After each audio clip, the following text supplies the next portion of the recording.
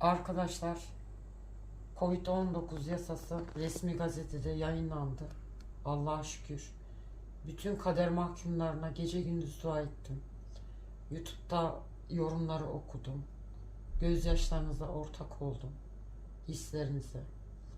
Allah'ım çoluğunuza çocuğunuza kavuştursun. Sizin adınıza gerçekten çok mutlu oldum. İnanın.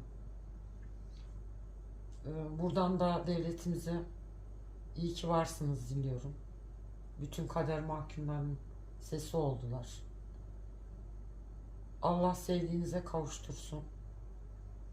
Ve dilerim bir daha kimseye suçlu diyemem. Haddim değil. Dilerim ailenizle mutlu bir yıl geçirirsiniz.